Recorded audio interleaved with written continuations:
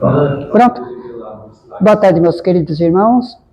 Aqui, com meu retorno nessa casa maravilhosa de Maria e José, estamos aqui reunidos para, mais uma vez, darmos uma sequência para um estudo que tivemos, falando sobre o Paulo de Tarso. E aqui trouxe, né, da última vez, só dá uma giradinha para cá um pouquinho, no slide, chega um pouquinho para cá. Não, lá em cima, o projetor. Até a última vez que... Ah, chegou a Ângela. Tudo bem, Ângela? Tudo bem, boa tarde. E através dessa aqui, né, trouxe esse mapa, né, das peregrinações que o Paulo fez naquela época, e trouxe algumas considerações, algumas curiosidades que Paulo teve durante a sua peregrinação, né, antes da sua conversão e pós a sua conversões. Precisamos levar em considerações que dentro das leis de causa e efeito, dentro das leis morais, dentro do conceitos de psicologia, nós podemos notar que o Paulo ele teve dois divisores de águas, antes e depois que ele se converteu. Antes ele era um fariseu, doutor da lei, ele tinha cidadania, além de um judeu, ele tinha cidadania romana, ele tinha educação helenística quer dizer da Grécia. Além dele ser um judeu, né, de nascimento, de origem, ele possuía a cidadania romana. Ele era um cidadão romano. O cidadão romano, naquela época, ninguém podia mexer nele. A identificação de um cidadão romano era através de um anel que eles possuíam, né? Hoje a gente, não sei se ainda hoje, né, na formatura, tem anel de formatura, né? Naquela era a identificação de um cidadão romano. E a educação helenística dele, né, por quê? O Império Romano, naquela época, o espaço do Império Romano era muito abrangente ali, toda a Europa, toda a Ásia, naquela região. Tinha o Império Ocidental e o Império Oriental. Então, ali dentro daquele império ali, trabalhava ali todos aqueles conceitos ali. E os judeus, né, que eles não aceitavam ali ficar sobre o Império Romano.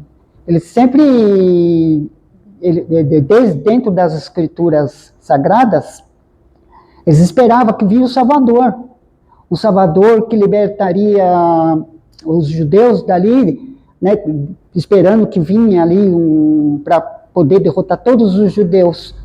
Mas foi o contrário, veio Jesus com a sua mensagem de paz, de amor, que trouxe para nós todos os seus ensinamentos maravilhosos. E aqui eu trouxe umas curiosidades de Paulo para nós prosseguir. Tá bom essa imagem aqui? Tá boa, né? Consegue enxergar bem? As letrinhas, tá bonitinho. Algumas considerações e definições. Eu trabalho muito com linguística, porque nós sabemos que desde lá daquela época do aramaico, do hebreu, e aí depois passando pelas traduções grega, romana, latim, aí depois espalhando para as várias traduções, né, de vários países, depois do movimento protestante, né, que divulgou a primeira tradução em alemão e foi espalhando para o mundo. Todas as escrituras. Aqui vem qual o significado, conceito. A gente faz muito conceito das coisas, né? Algumas considerações. Qual o significado de conceito? É a representação do objeto pelo pensamento e dizer que a coisa que é o seu significado e definição. A gente dá um significado, dá uma definição, a gente dá um sentido para aquilo ali. Fazemos vários conceitos de como foi a conversão de Paulo de Tarso, após sua visão de Cristo na estrada de Damasco, para Paulo de Tarso, sendo o perseguidor para o perseguido, devido aos seus ideais. Consta que está escrito, né, acho que com alguma licença poética, consta que ele caiu do cavalo, quando ele estava a caminho de Damasco, que ele já estava sofrendo aquela modificação, já estava já dentro do ímpeto dele, daquela transformação. Mas, na verdade, ele não caiu do cavalo, ele caiu do camelo. Por quê? Naquela região ali do deserto da Palestina, eram regiões muito quentes, que em pleno deserto, a temperatura varia entre 40 graus positivo durante o dia, e durante a noite caía drasticamente para 40 graus negativo. Então, quer dizer que um tempo seco, quente e seco, frio. Por quê? Porque à noite, todo aquele frio do espaço desce para a Terra. Foi onde que o transporte oficial mesmo, quando não era através do camelo, eles eram através de embarcações. Inclusive, voltando aqui, ó, no mapa, nós vemos todas as trajetórias que o Paulo fez, tanto por terra como por mar. Nós vemos ali a Península Itálica, a Grécia, aqui a região oriental, que é da Ásia, o norte da África, o Egito. Ele aqui nessa média, ele andou quase 5.000 quilômetros, em média. Já pensou, gente, andar 5.000 quilômetros em uma média para poder levar a mensagem de Jesus para os pagãos, para os gentios? Porque se não fosse essa mensagem de Paulo, a gente não seria cristão hoje. A gente podia ser qualquer outra coisa, menos cristão. Mas a Boa Nova foi tão importante ali, a difusão da Boa Nova, que Paulo ele foi o que abriu o leque do cristianismo para todas as nações, quem era judeu, quem não era judeu. Para os cristãos primitivos, né, que hoje nós somos, né, nós somos cristãos.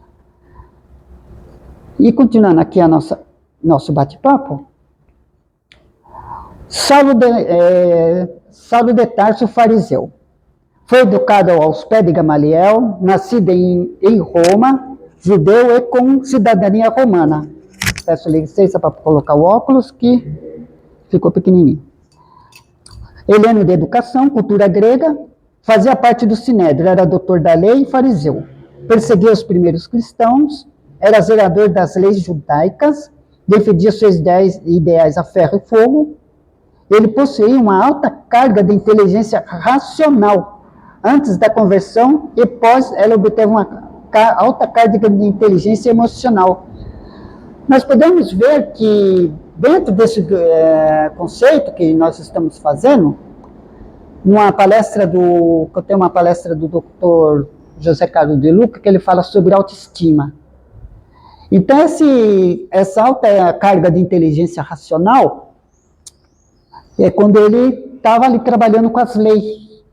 As leis baseadas nas leis de Moisés. Ele defendia rigidamente as leis de Moisés, como um fariseu, que eram os valores que ele continha, que ele tinha dentro da lei. Então, a alta carga emocional que ele usava ali. Inclusive, o doutor José Carlos de Luca cita um exemplo na palestra dele de um aluno que estava no segundo ano de medicina e ele fez uma prova de biologia. Pode ser meio chocante o que eu vou falar aqui, mas é que está na palestra do doutor José Carlos de Lucas, que esse aluno tirou 9 na prova. Aí ele não ficou satisfeito com a nota. Aí ele foi reclamar com o professor, falou assim, que aquela nota não era para ele, que ele queria 10. Aí o professor chegou nele e falou assim, 10 só eu, você merece 9. Olha a diferença da inteligência racional com a emocional. Ele simplesmente esperou o professor, foi lá até o estacionamento e deu-lhe 3 tiros. Assim quanto o Dr. José Carlos de Luca, né? Ele era detentor de uma alta carga racional, mas e emocional? como Paulo de Tarso, como Saulo fazia. Ele perseguia os que eram os cristãos, que não estavam de acordo com as leis mosaicas, de acordo com o Sinédrio. Então ele mandava apedrejar, mandava prender. Inclusive Estevão, ele mandou apedrejar, ele caçou Estevão, ia caçar Ananias, que no meio dessa viagem, que ele foi onde ele em Damasco, viu a imagem de Jesus, que Jesus, né, perguntou para ele, Saulo, Saulo, por que me persegues? E a resposta dele foi clara e objetiva, né? Senhor, o que queres que eu faça? Aí depois que os companheiros deles falam assim, ele está alucinado. Como é que ele pode estar assim, vendo as coisas, não é? Que ele deve estar doente, deve ser devido ao sol, o calor calcitante, né? Que eles estavam viajando durante o dia, né? Em temperaturas aquelas variadas de 30, 40 graus até mais, eles acharam que ele estava alucinando. Aí ele ficou cego, né? Que eu tenho uma tese que a cegueira do Paulo foi aquela secura que está nos olhos. Quando a gente fica com aquela, tem a lacriminação que lubrifica o olho. Então aquilo ali ficou seco no olho dele, então ele ficou cego através daquilo, que até quando ele foi ao encontro do Ananias, para curar aquela cegueira dele, caiu essas escamas, como se fossem escamas.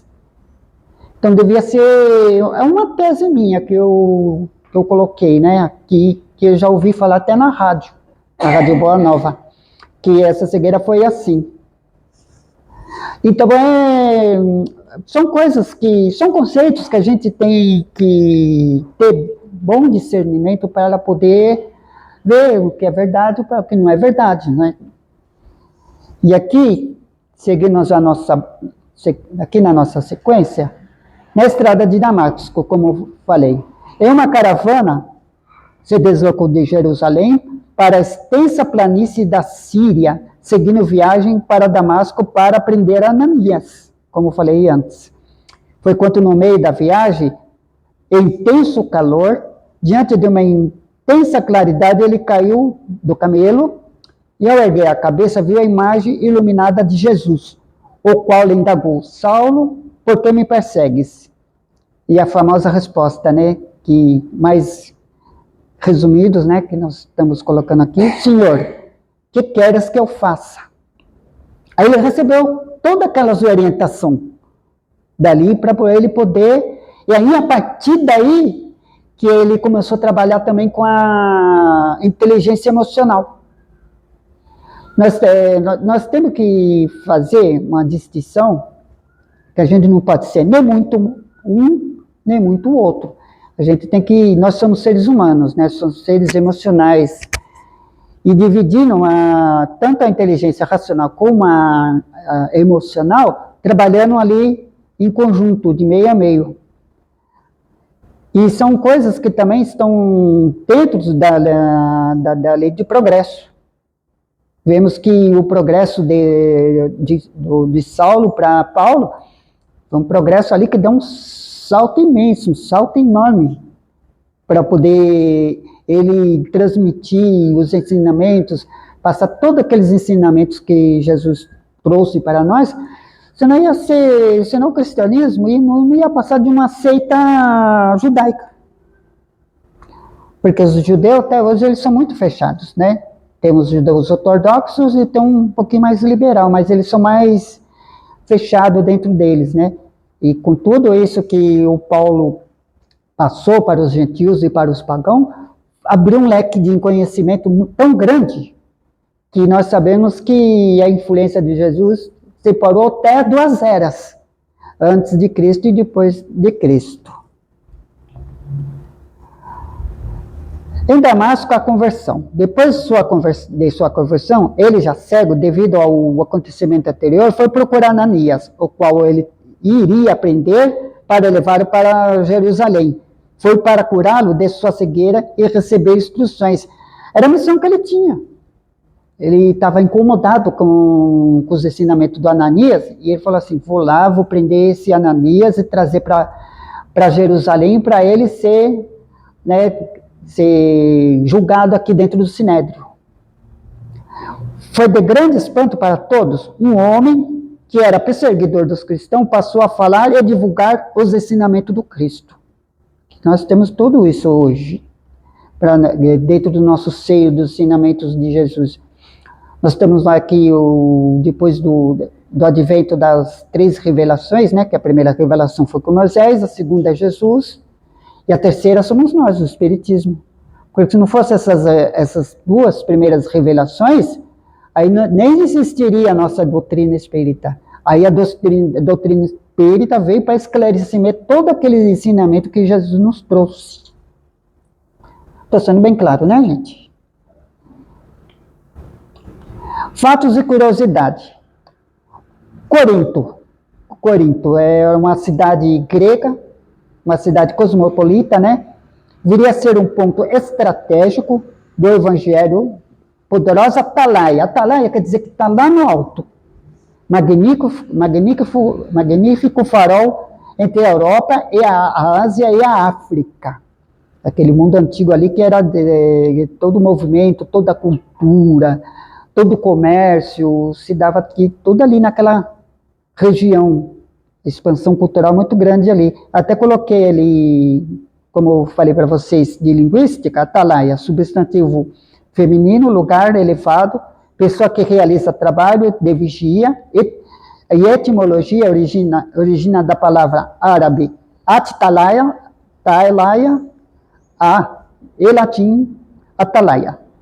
Em botânica, plantas do atalaia, né, a família das sapináceas, proveniente da Austrália e da África. Sapinácea é tipo mamão, essas que não são daqui da nossa região. Abacate, são esses tipos dessas... Uma curiosidade, né, de botânica que eu trouxe aqui. Mulheres que acompanharam Paulo. Olha só, tem uns que falam que ele achava que a mulher não devia acompanhar nas sinagogas, nos templos, e aí tinha essas mulheres que acompanhou ele, que ajudou ele na sua empreitada, né? A Lídia, inclusive, tem um livro do Surinac que chama Lídia. Tem esse livro do Surinac que ele fala sobre a Lídia, que era pagã e comerciante, natural da Tiatira, a cidade das púrpuras, que era um tecido muito caro. Além dela, mais 2 nomes são citados, que eram Evódia e Sintique, referências em epístolas aos Filipenses. Então, quer dizer que já depois de Jesus, Madalena, Maria, aquelas mulheres famosas do Evangelho, essas mulheres também acompanharam o Paulo dentro da sua peregrinação, dentro da sua divulgação da Boa Nova de Jesus. O Deus desconhecido. Atos, capítulo 17, e versículos 16 seguintes, na página 155, eu tirei daquele livro do Paulo de Tarso, do Humberto Roden. Certo dia, desceu Paulo para o antigo porto Farelon, quando numa esquina viu um templozinho pagão, entrou e viu gravadas não estou chegando. Viu gravadas na área estas palavras: Agnostou Tel, que quer dizer ao Deus desconhecido. E aí ele, como nós sabemos que dentro da cultura helenística, dentro da cultura romana, era usado teopoliteísmo, de vários deuses. Aí ele viu, porque nós somos monoteístas, né? Acreditamos num Deus só. Naquela cultura grega no romano, eles acreditavam em vários deuses, Deus Apolo, né? Deus de Marte, então, enfim. Aí ele viu esse Deus, porque a nossa crença em um Deus único já é originário dos próprios deuses, que eles acreditam num Deus único. E nós herdamos, né, essa crença no Deus único, que inclusive na questão número 1 dos livros dos Espíritos, pergunta que é Deus. Ele não pergunta quem é Deus e como é Deus, né? Ele pergunta que é Deus, né? Inteligência suprema, causa primária de tudo. E pois aquilo que o homem semear, isso também ceifará. Paulo, Gálatas capítulo 6, versículo 7. A gente pega, por exemplo, a parábola do semeador. Você vê que quem são os terrenos que ali o semeador era o Jesus, e ali as terras que ele ia semeando somos nós, é o nosso coração, devido aos nossos corações. Esse aí é um assunto para uma outra palestra falando sobre o bom espírita e a parábola do semeador. Viagens percorrida por Paulo, daquele mapa anterior que nós mostramos, passou 2 anos em Corinto, depois passou por Antioquia, transpondo Taurus. Taurus em grego é touro, né? Em grego não, latim. Desfiladeiro de Sicília, regressa a Galácia, retorna para Derbe, Listra, Icônio, Antioquia, da Presídia e suas ramificações. Tudo isso veio somar um total de mais ou menos 5.226 quilômetros percorrido por Paulo a pé em cerca de 68 dias. 68 dias, não, um pouquinho mais de 2 meses. Isso fora, né, as embarcações que ele passou, sofreu vários naufrágios. Inclusive, tem uma parte que ele, inclusive, foi mordido por uma serpente, que ali os nativos daquela época falaram assim, esse homem deve ser muito mal, porque ele parece ser mordido. Aí ele simplesmente balançou a mão e jogou, se divertiu do lado e continuou normal. Aí eles viram ali que aquele homem era diferente, que Paulo era um homem diferenciado, porque para os nativos, aquela serpente, aquela víbora que mordeu ele, era totalmente mortal. E no Paulo não aconteceu nada. Principais cidades que Paulo passou em sua peregrinação: Roma, capital do Império; Éfeso, metrópole asiática e centro de atração mundial; Jerusalém, com grande importância para os judeus e cristãos; e Corinto, cidades cosmopolitas com 500 mil de habitantes. Já pensou, 500 mil de habitantes? Viria a ser um ponto estratégico do Evangelho, onde com sua influência as escrituras sagradas foram transliteradas e interpretadas de acordo com a cultura greco-romana e passada para nós até hoje. Se nós pegarmos aqueles papiros antigos que eram escritos tanto em aramaico, já na linguagem hebraia, no hebreu, nós vemos que o idioma, até ele era pobre. Então, quer dizer que uma palavra só já tinha vários significados dentro dali. Então, quando passou para a tradução helênica dos gregos, ali os gregos eles começaram a colocar a interpretação deles, do costume da Grécia, aí depois veio os costumes de Roma. Foram assim, feito várias adaptações dentro das escrituras. Porque antigamente, antes, eles passavam de boca a boca. Chegava aqui, contava uma história para o Miguel, para o Roberto, para a Ângela, ia contando. Qual é o seu nome? Contava outra história para a Adriana. Aí eles iam contando uma história, iam passando, até surgir as escrituras sagradas. Então, por isso que até hoje, depois do protestantismo, há muita distorção, vários tipos de Bíblia, várias interpretações bíblicas, inclusive do Novo Testamento. Até teve a Gênesis, E teve o Céu e Inferno, que Paulo Henrique de Figueiredo foi na França buscar os originais vieram tudo para cá, para o Brasil. Aí ele lançou uma edição da Mundo Maior com essa nova Gênese original de Kardec, porque ela foi totalmente adulterada. Você vê que, de acordo com os valores humanos, eles colocam ali, de acordo com seus valores, de acordo com seus costumes, e de acordo com a pessoa que ela sente. Porque nós somos seres que têm sentimentos, não somos máquinas, né? O momento de Paulo em Jerusalém.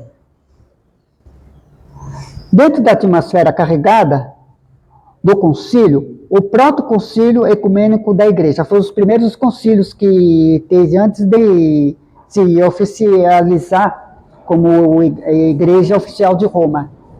Chegando a Jerusalém, refere Lucas, foram recebidos pela cristandade, pelos apóstolos e presbíteros quer dizer os anciães, e falavam das maravilhas que Deus realiza por meio deles. Ao que se levantaram algumas da seita dos fariseus que tinham abraçado a fé e disseram, é necessário circuncidar os gentios e obrigar a observar a lei de Moisés. Atos capítulo 15, versículo 44 e seguinte. A circuncisão, até hoje, ela é obrigatória entre os judeus. Então, aqueles cristãos novos, ainda eles viviam ainda dentro daqueles conceitos judaicos. Aí depois, aos poucos, eles foram se liberando. Questão da circuncisão, questão de alimentação, o sábado, que inclusive tem muitas igrejas protestantes evangélicas que guardam o sábado até hoje. Já a católica não, ela guarda o domingo, que é o chamado Dominus. Então nós guardamos, os católicos guardam os domingos.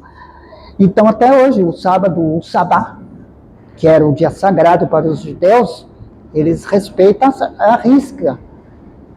Inclusive, naquela época, o ano judaico, a medida do tempo deles, tinha um calendário judaico, tinha um calendário romano.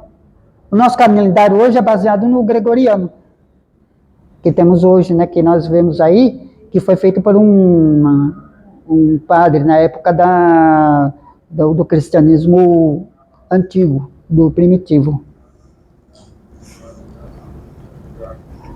Os hábitos trazidos dos gentios. Agora, nós vamos ver a influência que os gentios e os pagãos trouxe para dentro do cristianismo.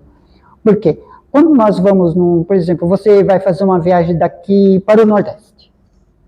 Aí você vai ver ali, tem todo o costume nordestino, né? Comida, festas. Então tem todas aquelas tradições que eles têm. Aí você vai para o Sul, já é outra tradição diferente. Aí você vai para o Centro-Oeste, Sudeste, região de Minas, cada um tem uma tradição.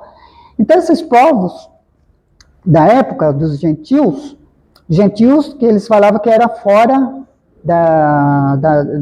do seio judaico.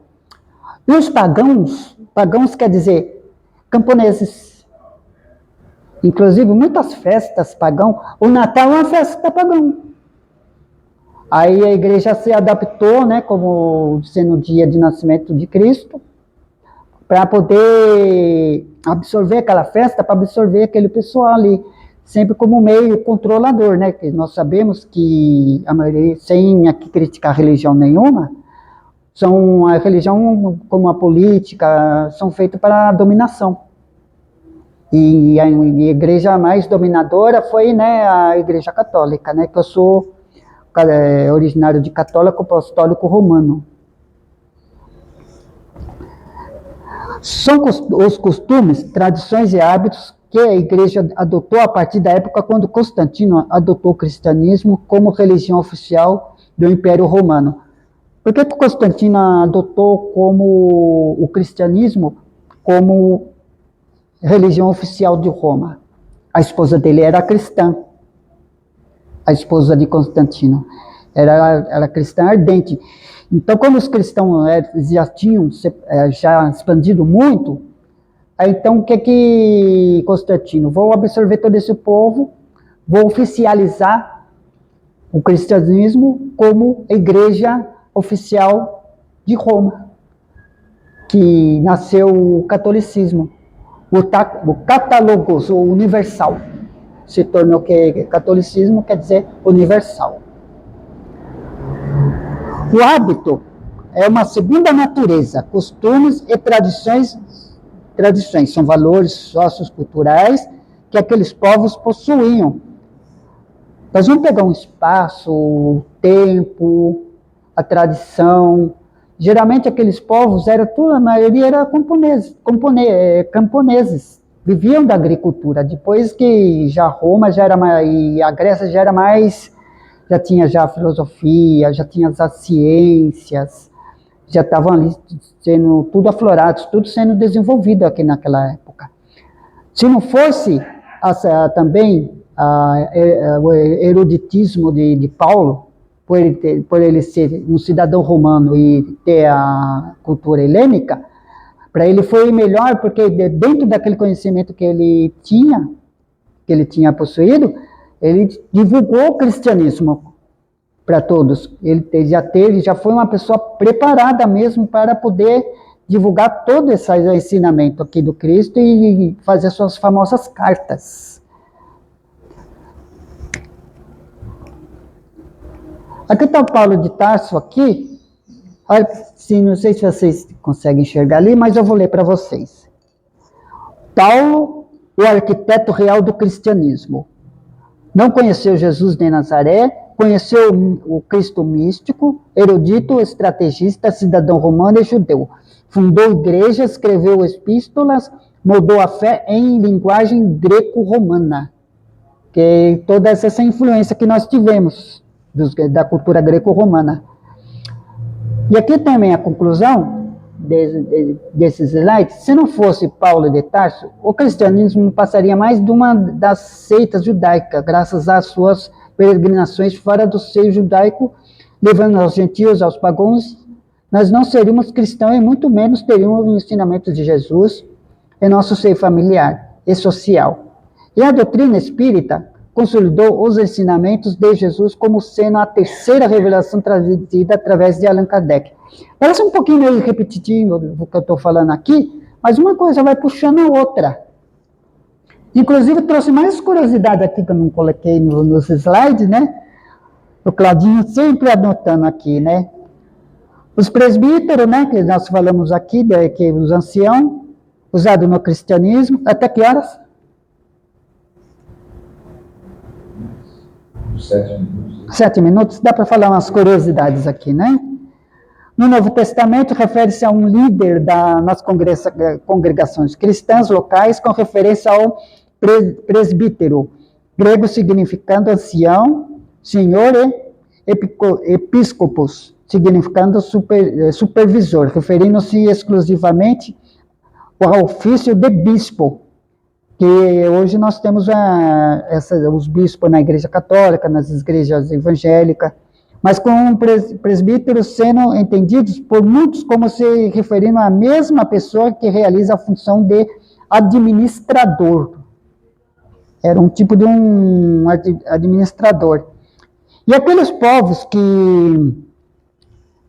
que Paulo de Tarso ia passando os ensinamentos, eles não falavam nem falavam o grego, não falavam o latim, muito menos o hebreu. Eles possuíam o seu vernáculo. O vernáculo é aquele idioma original de certa população. Um vernáculo quer dizer um idioma puro, sem infecção de outros idiomas, né? Como temos hoje o português, ele teve uma influência muito grande, né, do árabe, por ser um idioma de origem latina. Temos também várias, né, o próprio francês, o próprio inglês, enfim, várias influenciações. Outras curiosidades que eu trouxe aqui, falando de prosélitos, o Paulo de Tarso, o uso de Paulo em grego, do nome dele, do Paulus, né? Em latim, Paulus ou Paulus, baixo, curto. Nós sabemos que o nome Saulo vem de Shaul ou Shaul, tem outros nomes que ele adotou. E Paulo, né, foi para agradar uma certa família que ele conhecia, né? Fez uma homenagem para essa determinada família. E aqui são tanta coisa para a gente conversar, né? Falamos dos Atos dos Apóstolos e as epístolas que ele nos deixou, né? Ele tem a epístola de Romanos, primeira epístola aos Coríntios, segunda epístola aos Coríntios, aos Gálatas, aos Filipenses, primeira epístola aos Tessalonicenses e epístola a Filemon. Epístolas são cartas que ele escrevia e ia mandando para os devidos fins daquelas mensagens. Ele escrevia aquelas cartas, mandava para determinado local. E olha que para passar uma carta dessa aí, levava tempo para chegar lá. Naquela época lá não tinha correios, não tinha avião, não tinha nada, né? Era tudo em cima do camelo, tudo através de embarcações rudes, né? Que inclusive levava meses ou até anos para chegar. Inclusive muitas escrituras foram descobertas em algumas regiões, né? Alguns arqueólogos descobriram muitos pergaminhos valiosos que têm esses ensinamentos, inclusive os ensinamentos de Paulo, porque Jesus não escreveu nada. Quem escreveu foi os seus apóstolos. E esses apóstolos foram passando por Paulo também, com a vivência do Paulo com os apóstolos. Pedro, Tiago Maior, Tiago Menor, aquelas trocas de experiência, de ensinamento. Procurou Maria, mãe de Jesus, para ele poder dar a sequência para os seus ensinamentos, para os ensinamentos de Jesus. Tem a morte de Paulo, né? Que tem a tradição sobre a morte de Paulo. Nem a Bíblia e nem outra história qualquer conta explicitamente como ou quando Paulo morreu. De acordo com a tradição cristã, Paulo foi decapitado em Roma durante o reino do imperador Nero, em meados dos anos 60, na Abadia das Três Fontes, em italiano Tre Fontane. O tratamento mais humano dado a Paulo, em contraste com a crucificação invertida de São Pedro, foi graças à sua cidadania romana. Olha o que salvou, que deu uma atenuância na sua execução, sua cidadania romana. Comentando sobre essa passagem, Raymond Brown escreve que, ainda que ela não afirme categoricamente que Paulo foi martirizado em Roma, algo assim é mais provável interpretação. Então entra em contradição se ele foi decapitado, se ele foi apedrejado, se ele foi enforcado. Aquilo que eu falei no começo, as interpretações. Nós somos, cada um, dentro do valor que nós carregamos, a gente faz uma interpretação diferente do outro, dentro dos nossos valores. Porque nós somos seres espirituais. Cada um de nós estamos dentro daquele momento de evolução, dentro da nossa lei de causa e efeito. E porque Deus nos criou simples e ignorante, né? Ignorante na concepção da palavra de não saber. Olha outra diferença também de interpretação. Hoje, você fala ignorante, né? Já com meio pejorativo. Na época, não. Ignorante porque ele não detém aquele conhecimento. E dentro das nossas aulas de estudo, do grupo de estudo, nós sempre tratamos desses conceitos. E o discernimento. Muito discernimento para que a gente esteja trabalhando dentro desses contextos, dentro dos estudos. Nós vemos que nós estamos em um mundo de prova e expiação ainda. Nós estamos à beira de um mundo de regeneração. E dentro de tudo isso, nós vamos levando ali nossos aprendizados. Nós estamos aqui, aprendendo. Principalmente esse que vos fala. E aqui eu termino o nosso bate-papo, né? Que é essa figura do Paulo. E retornando lá para o mapinha lá do Paulo, das andanças do Paulo. Inclusive, eu costumo brincar que eu sou o Paulo de Tarso da Zona Leste. Olha só, tem tudo aqui beirando a linha do trem aqui, ó. Casa Azul, lá do lado de lá, perto do entrocamento na Penha. Aqui, Maria e José. E agora lá no Itaim também. Olha só. O Claudinho na Zona Leste e na região do Pimentas. Aí eles perguntam para mim, Claudinho, quando você vai fazer uma palestra aqui perto? Ah, gente, eu estou buscando a periferia, né, Maria? Quando der uma chance para eu fazer uma palestra perto aqui, eu convido, né? Lá em Arujá, sinto vontade de ir lá em Arujá, fazer uma viagem experimental lá em Arujá para conhecer umas casas lá, inclusive a minha irmã mora lá. E aqui traz, né, um mapinha, né? Com as viagens do Paulo, com as, que ele teve, naufrágio, deserto, tudo aquilo todos aqueles desafios que ele teve pela frente. Pessoal, se ele fosse desanimado disso tudo, a gente não receberia todos os ensinamentos de Jesus até hoje.